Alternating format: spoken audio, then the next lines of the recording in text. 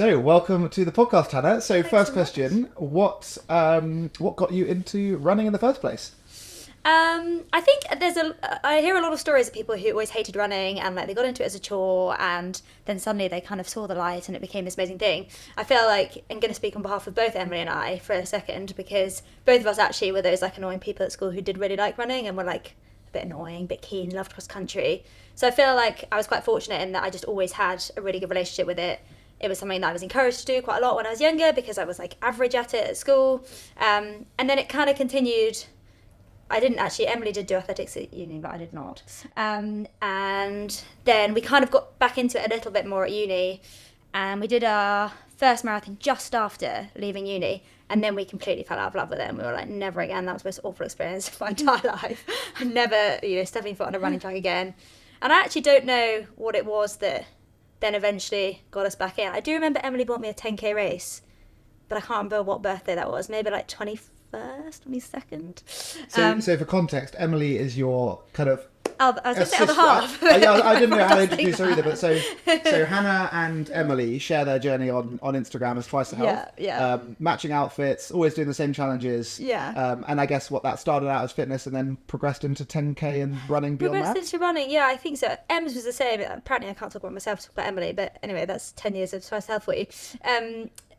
I think we were kind of, I guess the reverse in that we really, really liked running and then we completely fell out of love with it. And then, Emily bought me this 10k, which was definitely, I think it was after the marathon. I remember us making ourselves a milkshake after the marathon with like a whole pack of Oreos and we were like, we need this, just one 10k. Look back, I'm like, whoa, like nothing wrong with doing that, but I definitely didn't need it after 10k.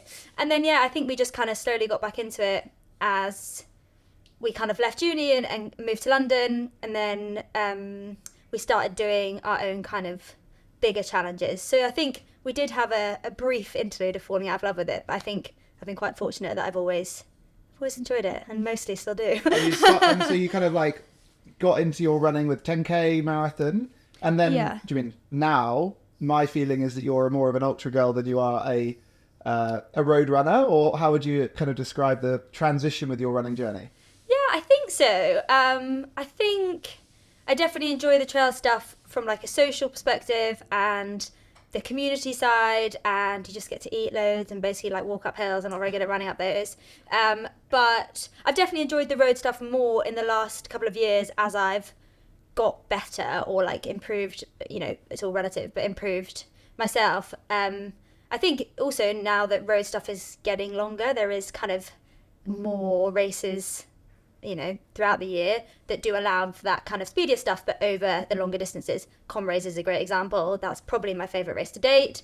I think I definitely prefer the longer stuff, mainly because you can go a bit slower. But I think Ems and I both started as track runners, so we definitely started as shorter distances. I'm not totally sure why we jumped up, but I don't think I could go back to 10Ks now. I think I've raced one in like the last 10 years.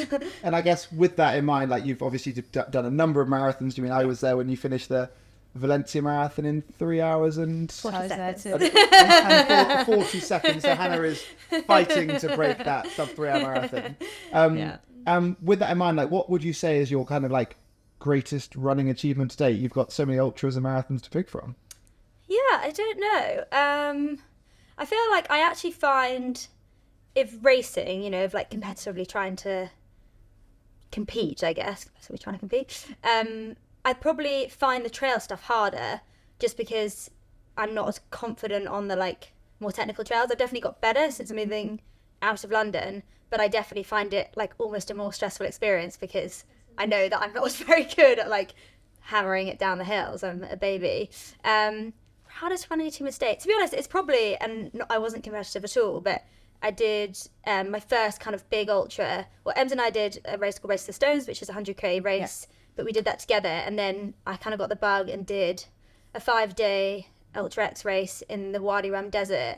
And I think probably that, just because I felt like it was the first one that I was like, yeah, this is what I like doing. And I don't know where I came or how I did, but it was an incredible experience, completely obviously life-changing experience, and I think probably shaped my like career and where I am now, and also the type of running I like to do. And so that was 250 kilometres over 5 days through the desert. Through the desert, yeah. And what was the hardest thing about running an ultramarathon in the desert?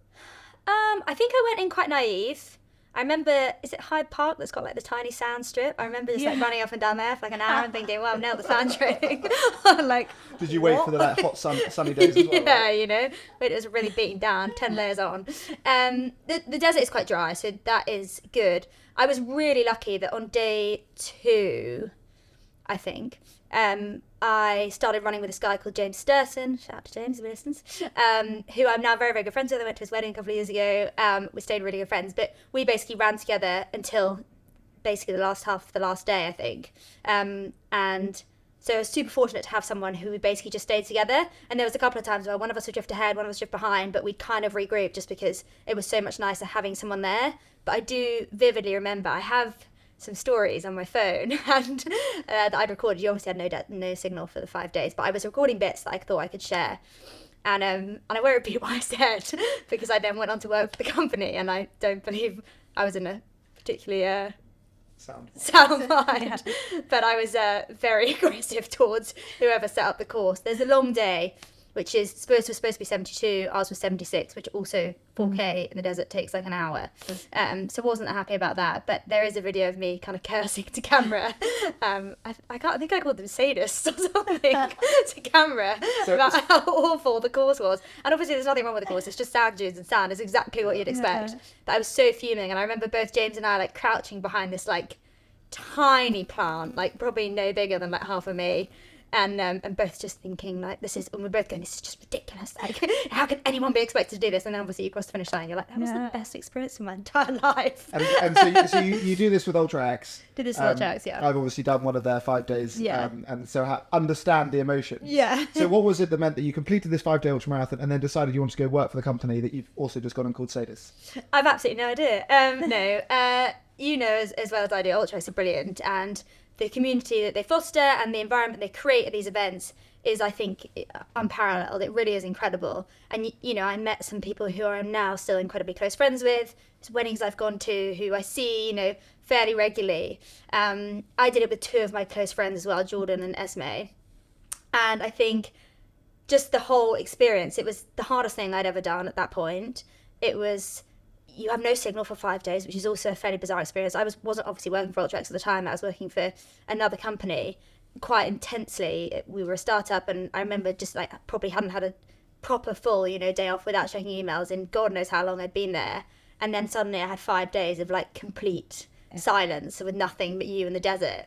And I think that's cool, and you can't help but come away from that and think, I've got to do it again, you know, like it is an addictive thing. Running is an addictive sport.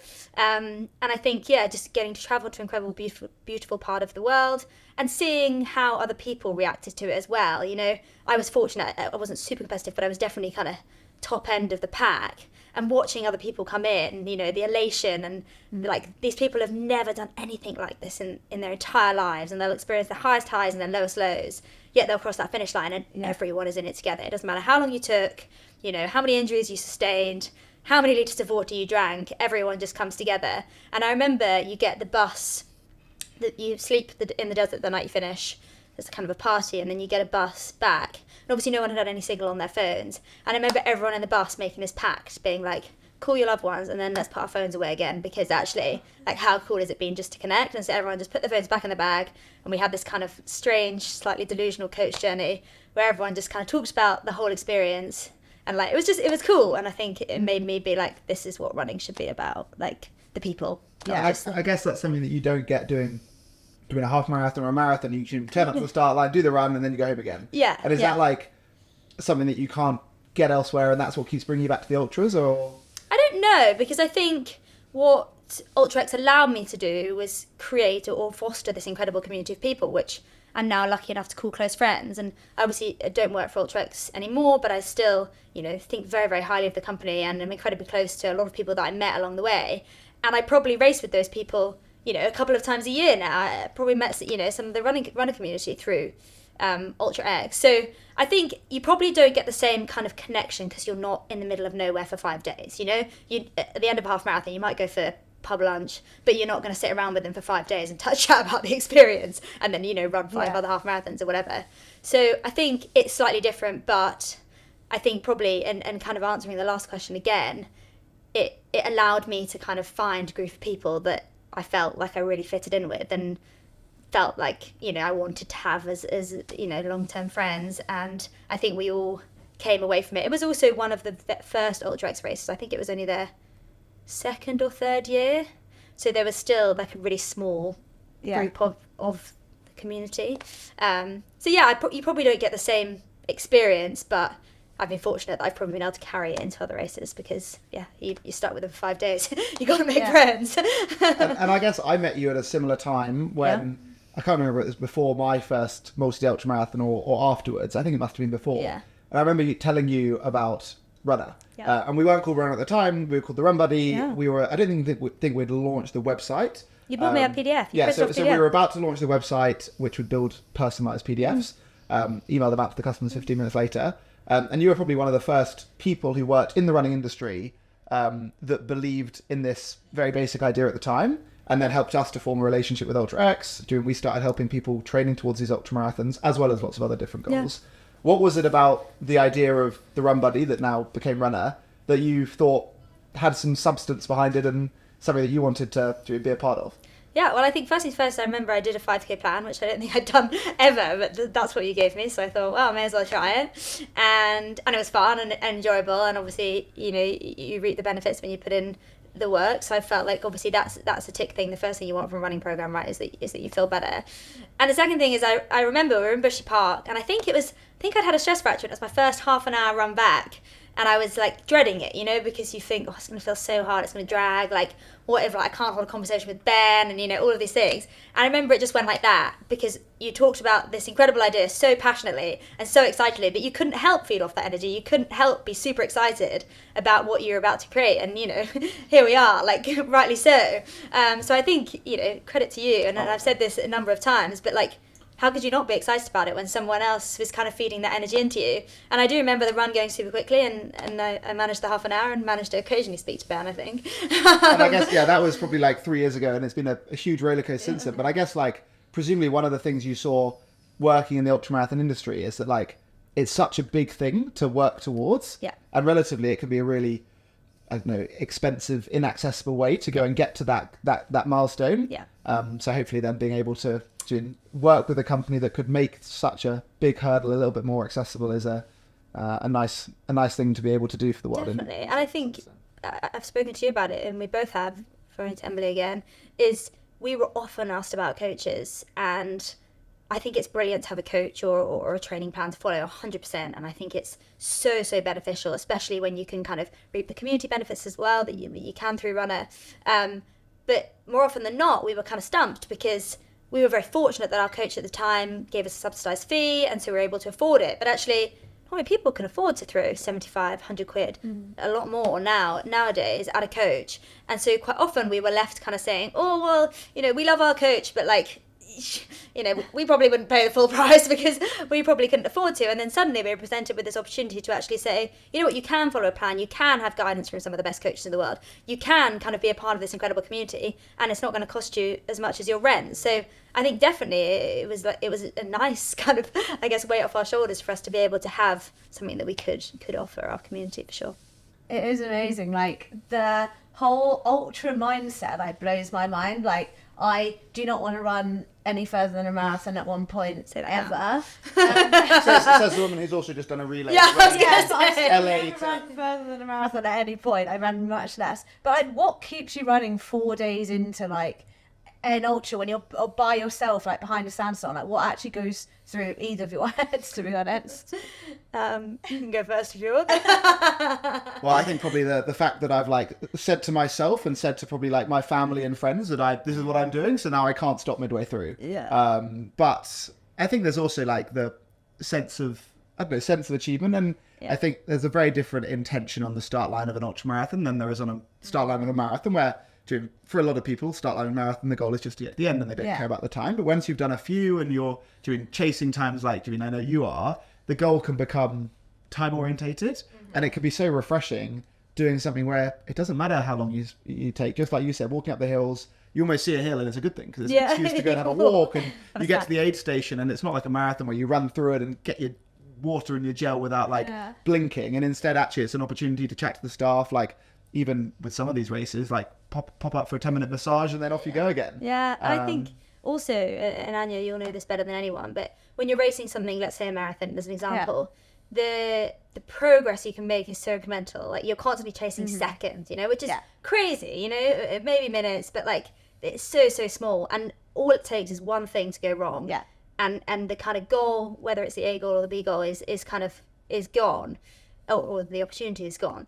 Whereas with ultras, there's so many different ways you can achieve. And I think a lot of people, and we know, you guys know better than I do, there's been a massive growth in people wanting to go further, which is really, really exciting for someone who enjoys that. But actually, I think the quite cool thing about ultramarathons is actually there's so many achievements that are possible, whether it's, you know, your first mountain ultra, or whether you're a bit quicker up the hills, or whether, you know, there obviously is the time element, whether you nailed your nutrition, which I know is important in marathons as well, but it's much broader, I think, in ultramarathons. And so actually, for someone looking to go longer, I would always say, like, maybe try something that isn't so time pressured first, because there's so many goals that you can set yourself within that race that allow for progress and allow for achievement that perhaps will be less disheartening than not taking 5 minutes off your PB, because time really doesn't matter unless you're, you know, racing a flat 50k. But even still, like, it could be wet underfoot, and on a bridle path that's still going to be tricky. So I think that's quite cool. And in terms of going back to your question about what keeps you moving forward, I think there's probably part of that, because, you know, maybe I took on more food, maybe I felt stronger up the hills, maybe I paced myself better, whatever it might be. There's a number of things that you can kind of see as achievements along the way, and definitely, you know, we're runners, but ego driven. You know, if you tell someone that you're going to do 250 kilometers in the desert and you come back and you've only done, I don't know, 100, which is still an incredible achievement, then you're going to be a little bit bruised. And again, the community, you know, the ultra communities, I do think we're seeing more of this in marathon running for sure. I did a race a couple of weeks ago, and a girl came running up behind me, and I happened to have met her on a retreat a couple of years ago, and we ran kind of the last, I don't know, 15 kilometers together, and I was pretty tired, and she just kind of kept shouting at me and kept being like, you know, Paris marathon's coming, you're so on track, you know, was really shouting at me. It's really cool. But you do get that a lot more, I think, in ultras.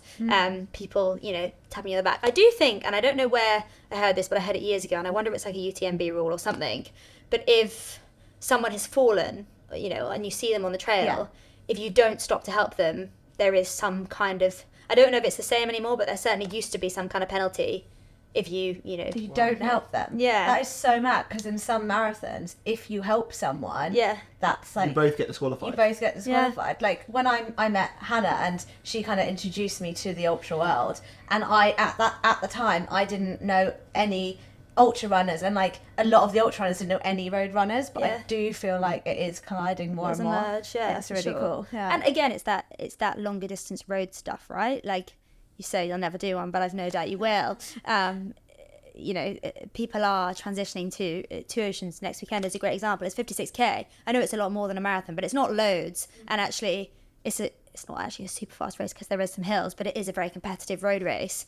Comrade is another example. It's a lot longer, but I do think people are slowly kind of, perhaps once their marathon heyday is past them, they're perhaps moving to well, I think you get two types of people who complete their marathon and then think they want to bring the time down. Yeah. Or they complete the marathon and then they want to run further. So yeah. And I think always going back to the kind of like, why do you run an ultra?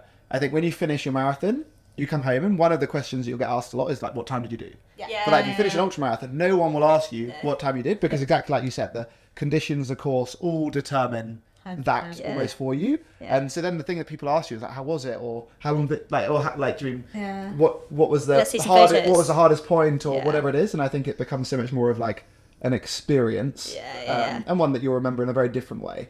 Definitely. And also on the two types of people, I think I did it when I did a marathon.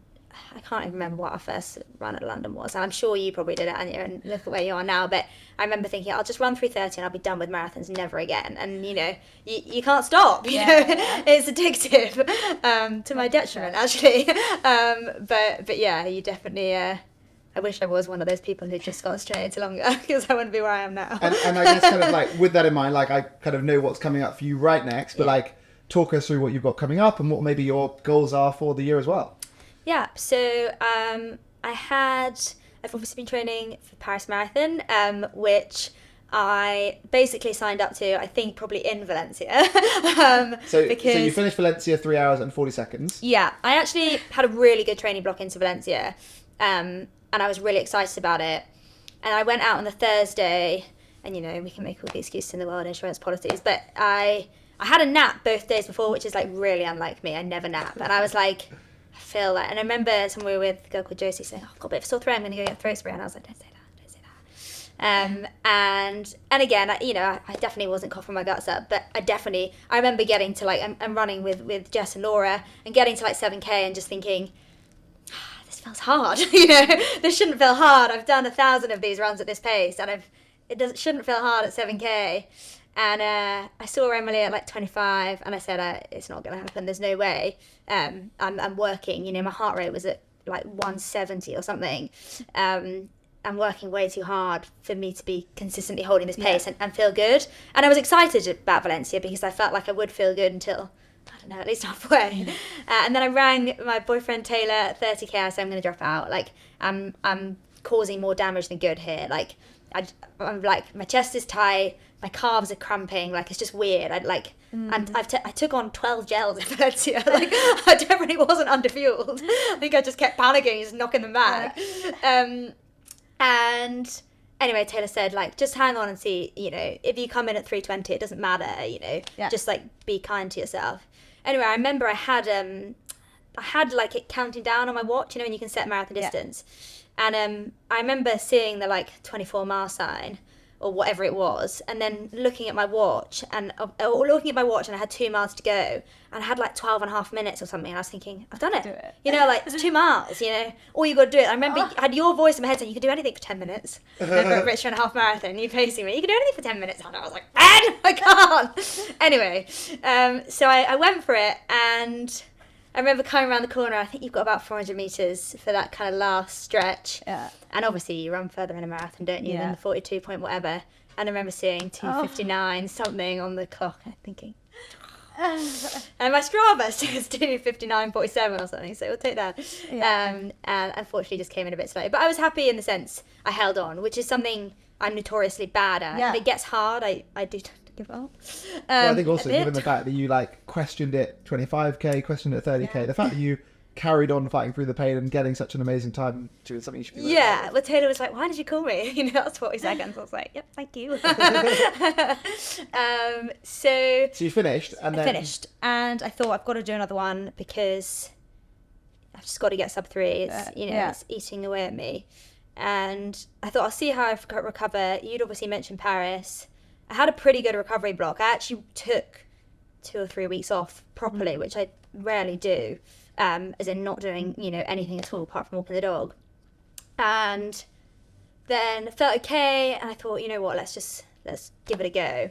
I knew I had a mountain race in later in the year, so there wasn't going to be an opportunity to go back to something in the autumn. So it was kind of Paris or nothing, and I had quite a busy work here and whatever else. So I went for it, and I had a really good training block until... not stupidly, you can't say no to these things, can you? I agreed to do Trans-Greta 46K, and it was kind of going to be Emily's race, so I thought it'd be so nice if we can run it together, and maybe slightly cocky because she's very good on the hills, but I thought, you know, I'll help her out, it'll be fun. And it was about 4 or 5 weeks ago, and actually the week before, I'd done a 30K race called Stamford Striders. I don't know if you've ever heard of that, but it's quite a cool race. It's 30K, kind of good spring marathon training run. It's actually not flat. It's like 400 meters, I think. But neither is Paris. Super flat. So I thought it's probably a good one. And I averaged like a 4:11. Felt really good after a good training block. I thought, I'm doing pretty well here. Like, you know, this is probably the best I've felt in a marathon training block. Anyway, next weekend I went out. I realised I've gone off topic here, but I'm going to continue. The next weekend I went out to Trans-Greta with the North Face and Emily. And actually the day before I went, I tripped and fell in Sheffield and cut my knee open. And was like, I remember I like slipped and caught it, and I caught this guy's eye who was in a car, and I was like, caught it, and then literally fell over again, like splat on my face, and he like looked at me and he was like, I was like, that's embarrassing. So that wasn't a good start, but then went out to Trans-Greta, brilliant race, really, really cool atmosphere. Started off 3K on road, and then you basically like go through this tiny little gate and you join onto the trail, And I was on the trail for about 200 metres before I literally tripped over my own foot and made a big hole in my leg, which I thought was quite small. So it's disgusting. But Emily thought I'd ripped my sock. So she bent down to tuck my sock into my shoe to stop me tripping over. And she just looked up at me and she went, "That's your skin." And I was like, "Oh, that's not good." Anyway, I pulled my sock up. And I was like, "Yeah, if I can pull my sock up and keep the skin against the leg, how bad can it be, you know?" And she was like, "You cannot keep running." And I was like, "It's fine." She was like, "I can see bone." And I was like, "But I think it'll be fine." She was like, "I'm not continuing. You need to turn around. I'm coming with you." I was like, "You are not coming with me. You stay on this trail. You get up that hill and I'll go back down." But obviously I had to pass all the runners and we saw loads of people running that I knew. So they were like, "You're right." I was like, yeah. And I was like, I'm actually not going to look at it because it's obviously quite bad. I'm not like, I don't get faint on blood or anything, but don't want to look at it. So I passed like 4 people that I knew and I was like, "My leg," and they both all kind of looked down and looked up at me and was like, "Yeah, maybe go down." I remember thinking, that's not a good reaction. That's not what you want. And anyway, I went down to the bottom and luckily there was an ambulance on the road and I said, "Look, I've cut my leg, but I think it's going to be all right if you could just bandage it up and perhaps I can get out on course." And she pulled my sock down and she looked up at me and she went, "I don't think so, love." And I was like, okay. She bandaged it up and then someone went to me, "So you want to pull out?" I was like, "Well, not if I don't have to." And they're like, "You have to." I was like, okay. So that was quite annoying and kind of put a bit of a stop to Paris training for about, I thought it was only going to be about 2 weeks, but actually probably about 4 or 5, which isn't ideal when you're training for a hard marathon. And I just missed so many of the kind of key longer stuff with intervals in. So that was quite annoying, but is what it is. So anyway, I'm going out to Paris this weekend, which I'm super excited about. Hopefully going to help someone achieve their goal if I can keep up. And then... so not going for the 3 hour, instead going to pace a friend. Not going for the 3 hour, yeah. It's going to have to wait, unfortunately. I might be back at Valencia later in the year. I might do Valencia. Okay. I'm signed up as well. So great. there we go. Okay, good. We have that one to look forward to instead. It's a pact. But so you're going to do Paris, get round, have a happy marathon. Have a happy marathon. And then any big goals, or is it doing sub 3 in Valencia, or what else are you thinking? So I've got Two Oceans half marathon, which again, just going to go and enjoy. And I've actually got Dragon's Back, which is 380k over 6 days across Wales. So that's at the beginning of September. So and that's running along the cliffs, all kinds of crazy views, challenging terrain. Yes, super, and way out of my comfort zone. Actually, I don't think I've done a race that has terrified me in a long time, and this one really does terrify me. So yeah, you do Crib Gok. It's super, super technical the first 2 days, really, really, really slow going, mountainous. There's a big group of us doing it, which is really nice, and my partner's doing it as well. And I'm actually running with a girl. I did UltrAX Scotland last year, and we were fairly close in terms of ranking or whatever. And so I'd said to her, "Oh, I'd quite like to do it." She's like, "I'll do it if you do it." So we signed off and we can do the whole thing together. So that'll be really nice. But I definitely need a few months of getting comfortable in the mountains or in, on tricky terrain. So that's my kind of big one for the year. Amazing. You're playing so much down and basically you can cover any distance ever, and you must have like the strongest mindset ever to get through things like that. I think I don't know. It's very fortunate when you one, enjoy it, which I definitely do, and two, you say it on the podcast. What would you say to a younger Hannah who was like looking at you now, or what would your advice be?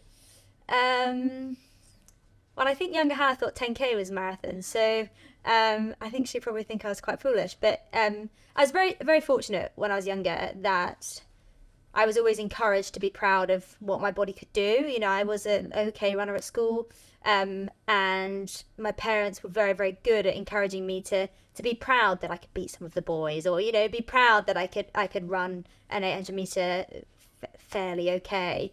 And so I think that was always kind of instilled in me from a young age. Do you at that age believe you can go on and do these crazy things? I don't know, because crazy is so relative depending on the person. But I think if I could tell her anything, and if she ever doubted it, it would be that you are capable, and you will go on to do much, much more than you think. That's amazing. And a very, very, very true message, and absolutely you can, and you can break the 3-hour marathon as and when you set your mind next to it. So we're going to transition into a few more slightly sillier questions now. Cool. So we're going to play What Would You Rather? Cool. Running edition. So Hannah, and I'm going to ask you as well this one. Okay. Would you rather do an interval session in flip-flops or Crocs? Crocs, because I hate flip-flops. I've got a real ick about them. Just in general, anyone who wearing flip-flops. No offense if you have flip-flops, but huge ick. I would also say Crocs for an interval session. Anything longer, probably flip-flops. In Cape Town, last time I was there, I saw lots of people running in flip-flops. But I think Crocs... As in like running for the bus or running to the beach? Or like running working in flip-flops, like working out in flip-flops. Like there were multiple people. Did you catch up with them and ask them what they were? Of course she caught up with them. Or maybe not. Maybe flip-flops just makes you that much better. It's like the new carbon shoe. I do actually remember my being on holiday with my ex-partner and his friend, and they had it was at Club of Santa, and on the way to dinner they had a race 100 metres on the track, and they're both in sliders. Sliders? Oh gosh. Okay, so Sliders. Crocs, flip-flops or sliders for intervals? Are you sticking with Crocs? I think I'm probably sticking with Crocs. I feel like, especially if they've got in the sports mode, you know, you kind of strap on the back. Crank up the heel. I'll do sliders. You'll do. I'm flip-flops all the way. I'm good at my flip-flops. If there's a world record for me, it will be the marathon world record in flip-flops. I think. Heard it here first, guys. Heard it here first. I'm a long way off that though. Shall I ask you two one? Yeah. Okay, would you rather never post on Instagram again or Strava again? Never post on Instagram, which is probably pretty bad for business, but here we are. Doesn't count unless Strava is live. I'm on Strava. Instagram. I'm saying goodbye to Instagram. Strava's got like you can probably work out where I've been at any moment in time for the last 5 years, because like you can know if I've cycled to work, if I've cycled home, if I've cycled to my friend's house, if I've gone on a run, if I've gone on a run to a coffee shop, which coffee shop I'm at, then if I start my run and go home again. So you can probably work out my life. And you can slide into people's DMs now on Strava. So. And post photos, There we go. Right. Well, that was a consensus one. Right. Okay, my turn. So, Hannah, would you rather have an energy gel bath or a protein shake shower? And the same to you. You have to pick one. Which flavour shake? God, I think probably the shower, just because I feel like maybe it'd be less sticky and you're not like in it. I could think that, but I'm like the smell of gone off protein shake. Oh, I didn't say off. So the worst thing I see what you mean. Once it like sticks on you and dries on you. Also, a bit weird, but like getting into like, let's say a Morton gel, okay? Just be getting into like a bath of jelly. It might be quite fun. I don't know, my water-based one. I'm definitely going the energy gel bath. I don't know, like you come out of it like a rocket. If you ever get a protein shake on your hand, you just can't get it off. Yeah, that is true. But also, like, you remember in races where you get gel on your hands? I literally would like grab water just to pour on my hands. So disgusting. Wait, so your protein shake shower? Yeah, protein shake shower, right on. I do need something that tastes nice so you can eat bath. it. Yeah, okay, so we're gel bath. Okay, right, you've got your last one. Yes. Okay, would you rather only be able to run an ultramarathon? Yeah. Ever, or never be able to run further than a marathon? So every run is further than a marathon, or you can never run further than a marathon? Never run further than a marathon. Do I have a job? Your life is exactly as it is now. Oh God, I don't think I'd be able to fit in an ultramarathon every day, and I really like sleep, so I'd have to give it less. It would definitely be more, but sleep is king. So you're never running more than a marathon? Never running more than a marathon, but sometimes Strava gets it wrong, so Well, you could do a marathon, have lunch, and do another marathon. That is true. Yeah, there you go. That's what I'll do. Okay, so you'd cheat on the weekend. Yeah. Okay. I think the marathon makes sense. Doing the marathon. I also ran a 2:59:47. Don't be cheating, so let's stick with the theme, shall we? There we go. Right. Okay, we're going to share some funny and embarrassing, or hopefully funny, but some embarrassing stories that our runners have sent in to us. Cool. And so we're going to share one each that people have sent in. So if you have a funny running story that you want to send in for us to read out on future episodes of the podcast, send it into podcast@runner.com or send us a voice note on Instagram. Do you want to go first? Yeah, I had a funny one in from Ray, who ran a 5K fun run in a layover in Seattle, and he fell over in a pothole and went straight from first place to 99th place. Oh, that is wounding. And that is really painful. To be fair, there's probably an achievement or like a segment in there for the most places dropped in a short space of time. Yeah. Or at least if he could have got the segment in the first half of the race, Yeah. knowing that when he fell over... 3K PB. Yeah. Yeah. You can still say I won until, you know? I won the 2K race, not the 5K race. Yeah, exactly. And also, if that's on a layover, you can't go back and do that the week after and try again or whatever. It's never. I hope you made us right. Okay, right. Well, I have another one from Ellen. So my embarrassing story. So this is Ellen from Suffolk. My embarrassing story. Last year, during the break in the April showers, I decided to run my way to work, thinking it'd be a great opportunity for some vitamin D. But just my luck, a passing car splashed me with a massive puddle, turning me into a walking mud pie. When I arrived at the office, I looked like a soddy muddy mess, much to the amusement of my co-workers. Despite my desperate efforts to fix my appearance, I tried washing my mud from my hair in the ladies' bathroom and drying my hair in the hand dryer, but it didn't help much. It was definitely an unforgettable start to the day, and I now tend to run only to work in the middle of summer on the very dry days. Which is very sad. Yeah. So if you are a driver in Suffolk, please don't drive in the puddles near the runners, so Ellen can start commuting to work. Yeah. Those are good ones, to be fair. What about you, Hannah? What's your most embarrassing running story? So I guess Trans-Greta would have been up there just because you fall over 3K into 46. It's not good, is it?